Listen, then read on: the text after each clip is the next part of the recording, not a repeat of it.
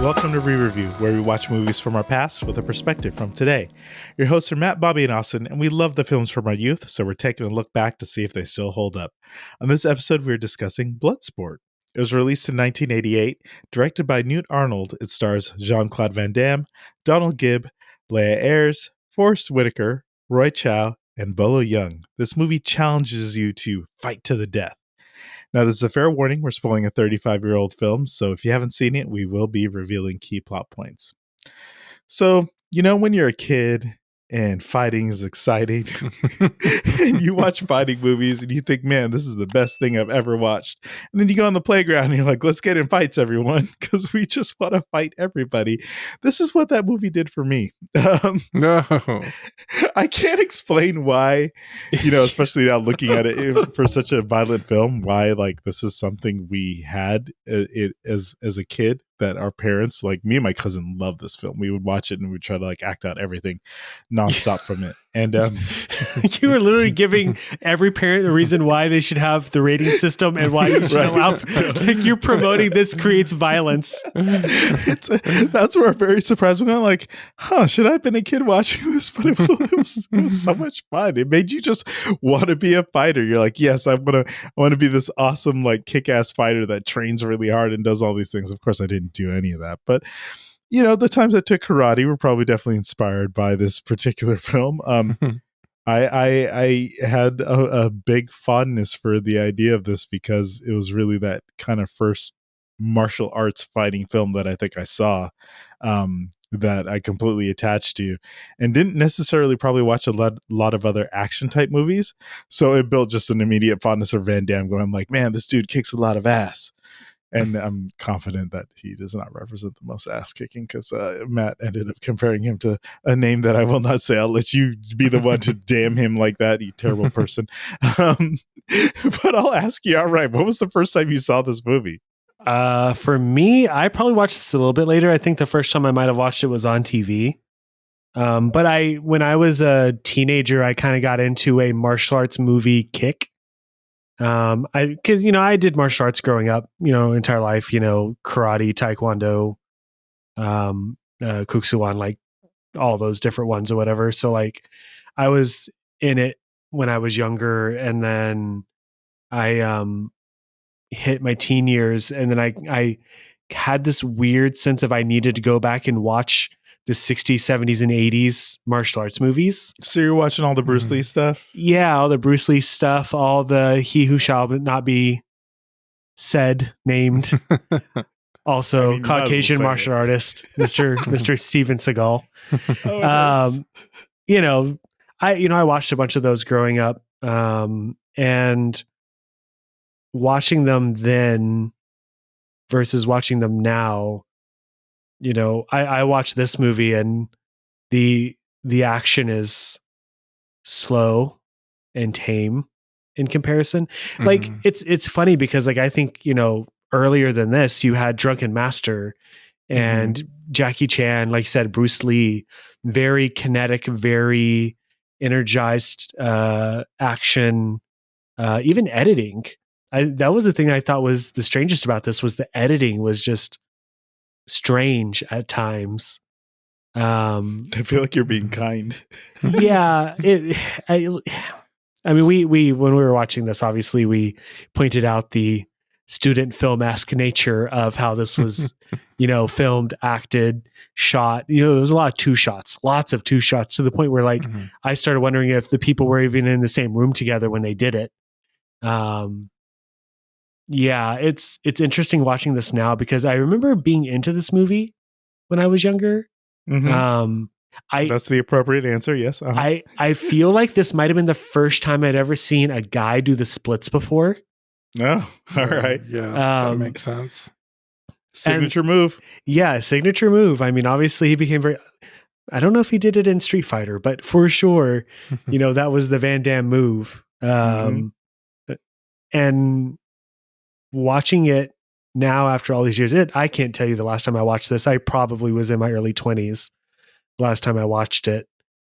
It had its moments, I think the thing that stood out to me the most is the fact, and you said it too, you thought exactly what I was thinking, which was like, this whole thing was ADR'd.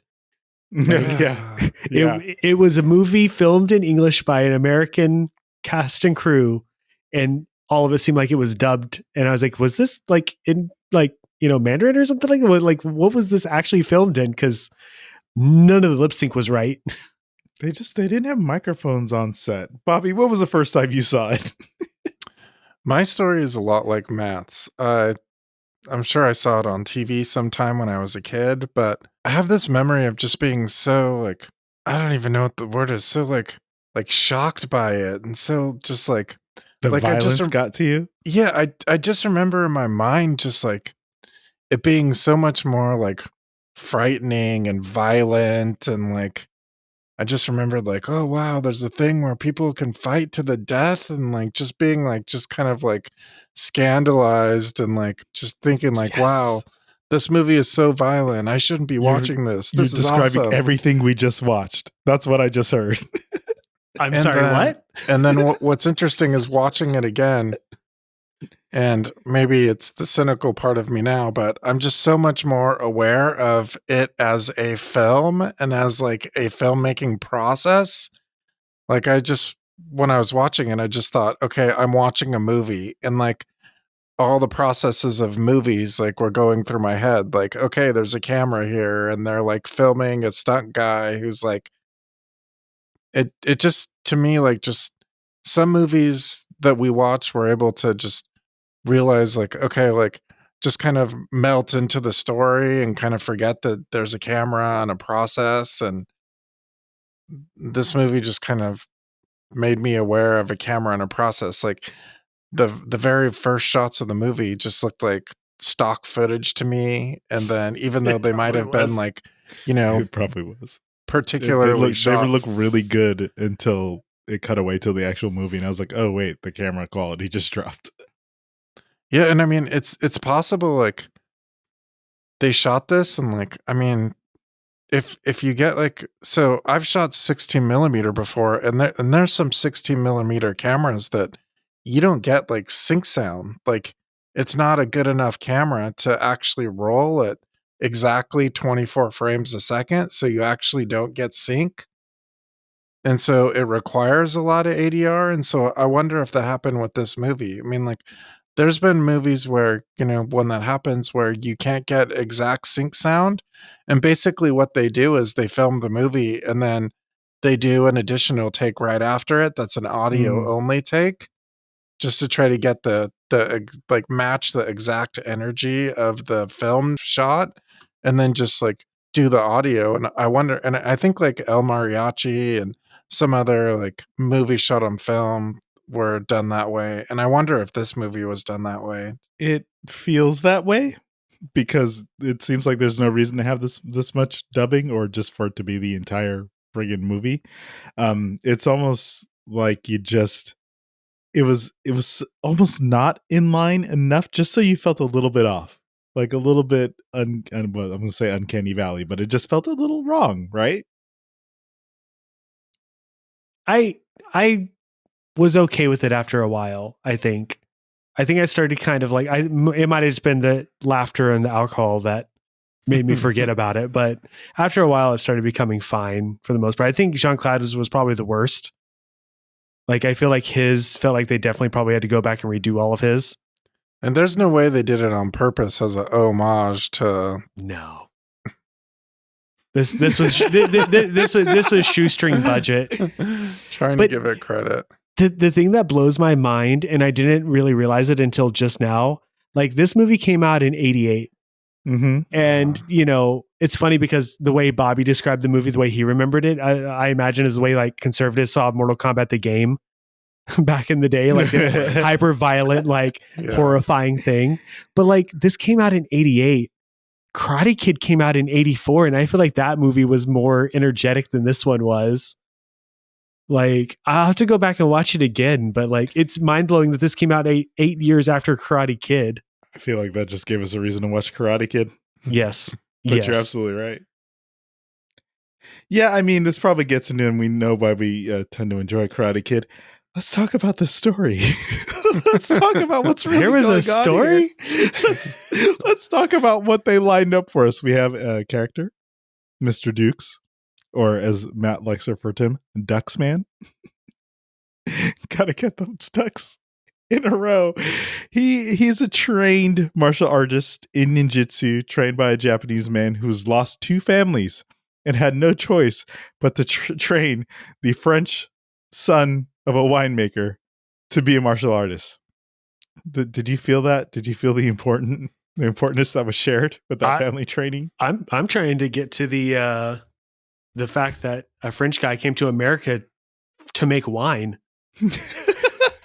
That doesn't add up. And I'm trying to figure out like why he broke into some guy's house, was fascinated by a sword, and then was kind of taken in, and then felt some kind of sense of obligation to the family after that. Like, would you, if someone was breaking into your house and was a young child, wouldn't you be like, let me show you the ways of being a good, responsible human being, for your French family has failed you?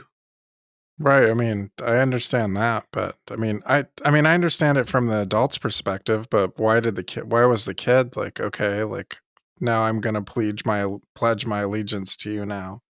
You know what I thought was weird, and I didn't really think about it until a little bit afterwards, was it, and I didn't remember this until we watched this time, is he was a kid, he trained what was his name? Senzo?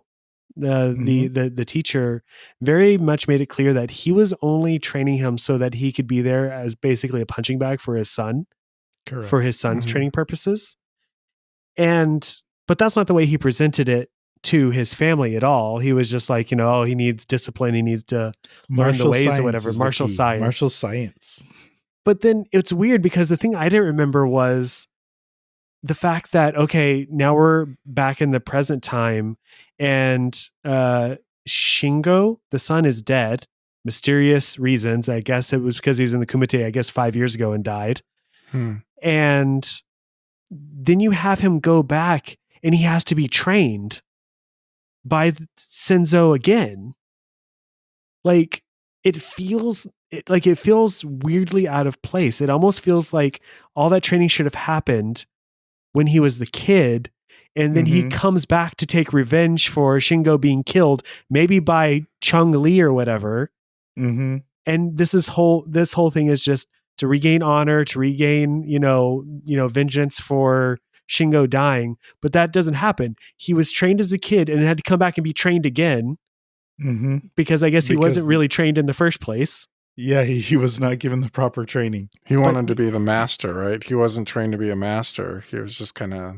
But apparently he's a $6 million man that the U.S. Army can't let go. Very true. So very true. It's weirdly out of place. It's like they wanted adult Jean-Claude Van Damme to do a training montage, but the story didn't support it. Well, wasn't the whole movie just the montage? Yes. Right? Yes. How many montages did we count? 8? 10? At least 4. At least. Maybe 5. I mean, we get the opening one where we spent so much time in his head walking through all these memories you just described. And at some point I said, don't forget, we're still in the house looking at the sword. Right. We're still looking at this thing. It's a very heavy on the montages. And definitely I felt like there was so much drama with the proclaiming that Tanaka, had lost his family 2 times over, and Matt's trying to do the math for World War II and what time was this taking place to make that even make sense for how old he was supposed to be. Yeah, it was still fun. It didn't math right. Well, no, it didn't math right at all. But when you think about the montages, so we just talked about the opening one, then we get the whole training montage, right? I mean, isn't it great to see Jean-Claude get like beat up by sticks and get stretched apart? No, you have a interesting fetish that I was not aware of prior to this recording. Well, it was all like, this is what's going to happen to him later. I will give this movie credit. It did do a decent job on set up and payoffs throughout the movie, whether physical, verbal, or whatever. Like, I almost felt, again, that the training montage for Jean-Claude Van Damme should have been, that was actually younger Jean-Claude Van Damme before the series of events, but and maybe I missed something. If I missed something, correct me by all means. No, you didn't. Like it felt like that happened after he ran away from the shower. Like, yeah. That's the way that I would perceive. But it felt like it should have been like, oh, this is actually 18-year-old Jean-Claude Van Damme. No. Hold on. Wait, you think the training happened after he ran away from the shower? Yeah. No, not at all. Oh, okay. So that was supposed to be younger Jean-Claude. Okay. Yeah. So Shingo died way before. Right. Yes. And but then then he gets Senzo in his deathbed still had black hair. Yes. Okay. So my sense of timing is way off then. I wonder why when you have so many montages running around your head. It makes it much harder to kind of tell what's going on. The shower stuff to me like happened way after. Yeah, it was all leading up to, well, we should talk about the main event, the Kumite, right? So bringing fighters from all over the world with different styles to match up to see who's the strongest. I mean, how is that not amazing? How is that not Street Fighter?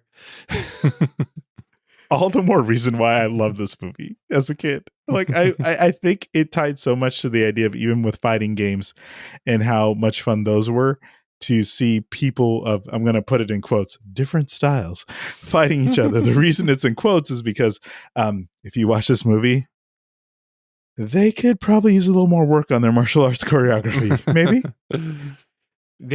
The two things that I remember I wrote down while I was watching this was the choreography was stiff, and why is everyone wearing satin uniforms?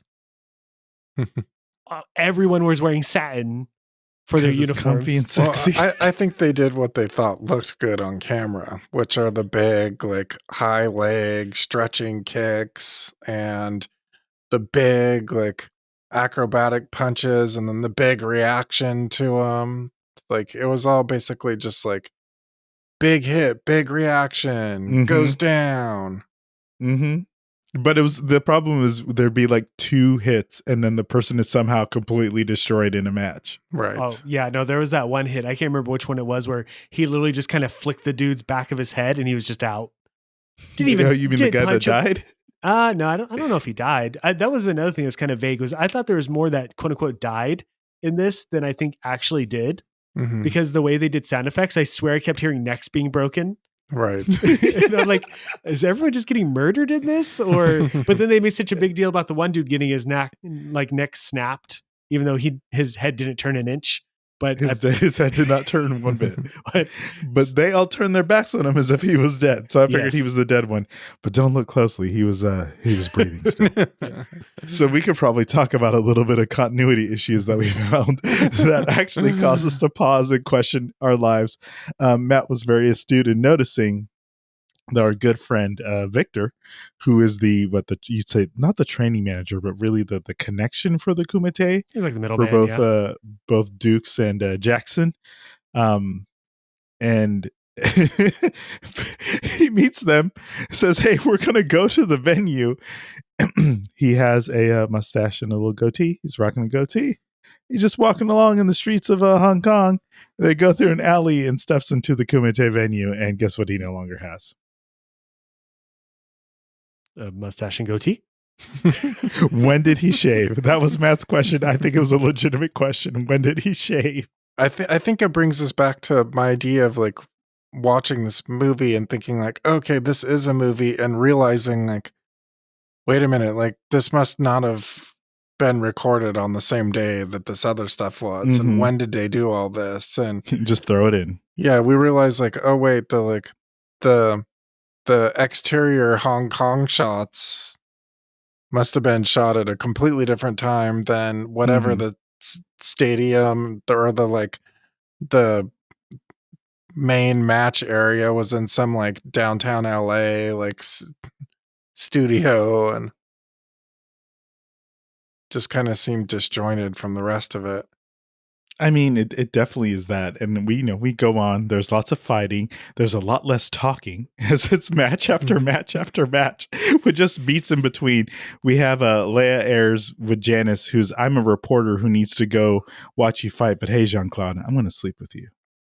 I feel like that reporter bit was kind of like an ongoing thing back like in the this time period of movies. Was that supposed to be some kind of expose about barbarism, or like? She didn't seem that way by the end of it. Bobby, I love that you want to read the article. That's what I just heard. You're like, can you I'm actually wondering, tell me like, what you on wrote? earth she was writing and who for? Like, is it like supposed to be some kind of like New York Times? Like, It definitely feels that way. there's people trying to kill each other here. Let's gotta get in there. I got a story to write. Let's blood shame them. Oh gosh, blood Wow. shame. Well, I mean, I love the idea that there's a term called blood shaming. the hilarious thing is the fact that, you know, it's like this secret thing that everyone knows about. Everybody knew about it.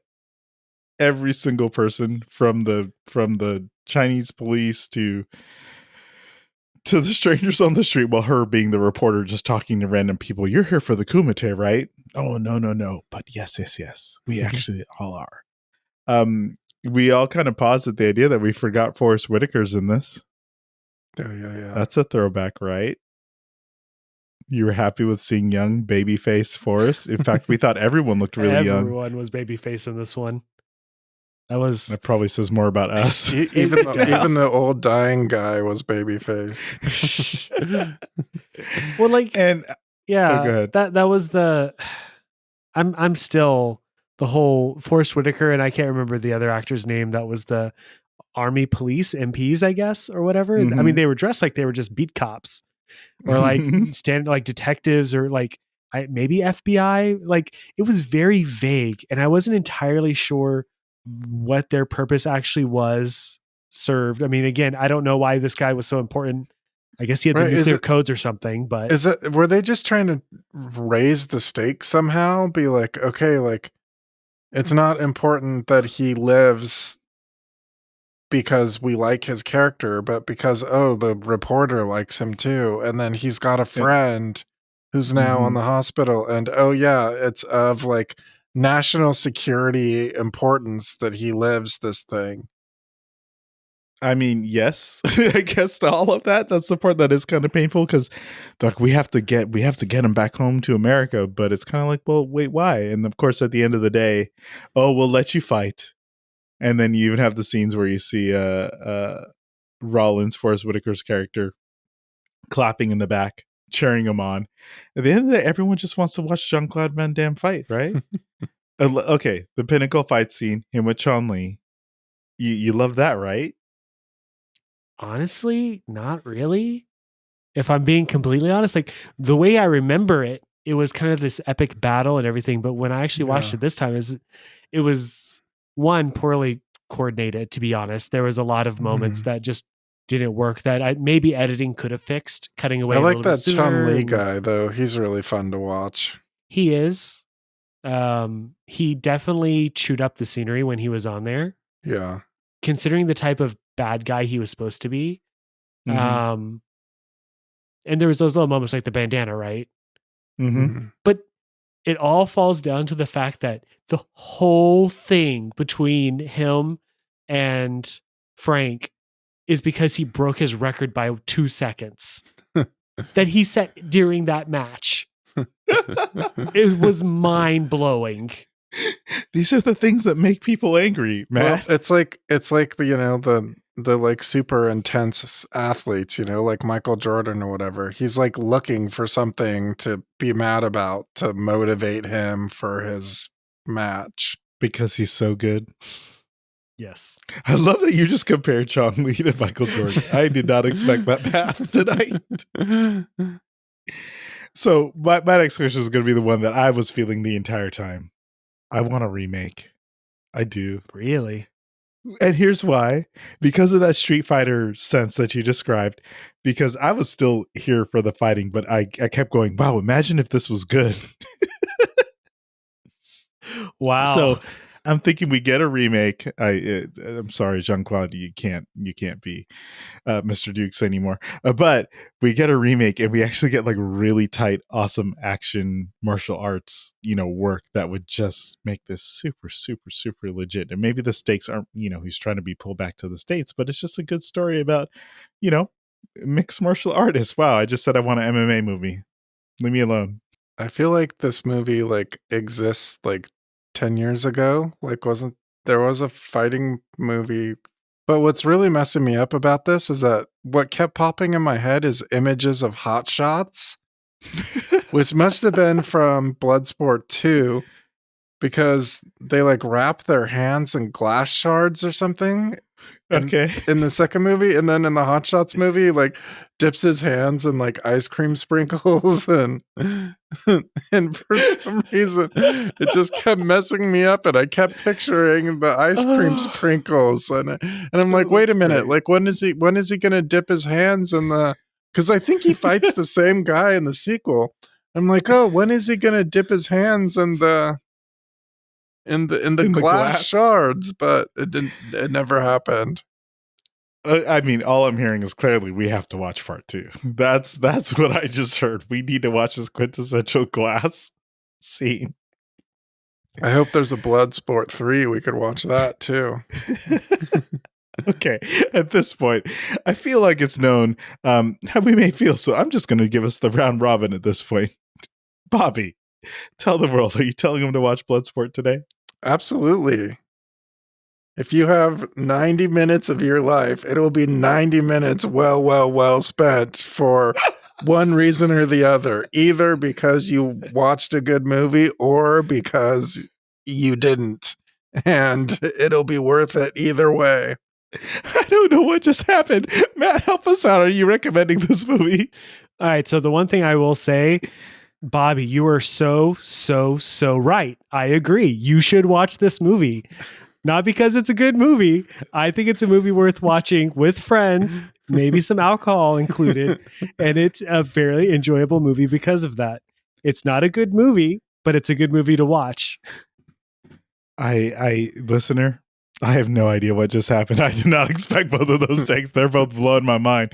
I'm going to say absolutely watch it. As much as the nostalgia that came up for me was 100%. And I loved every bit of how terrible this was in just so many ways that I went, you know what? I'm okay with how bad this film is because it makes me feel like a kid again. So nostalgia's winning out on this one. Forgive me for letting the nostalgia win. My re-review is tainted for Bloodsport. Forgive me all. But yes, please. You hear the recommendations. That's 3 watches. So obviously, go watch Bloodsport. As always, thank you for listening. And remember, you break my record. Now I break you like I break your friend.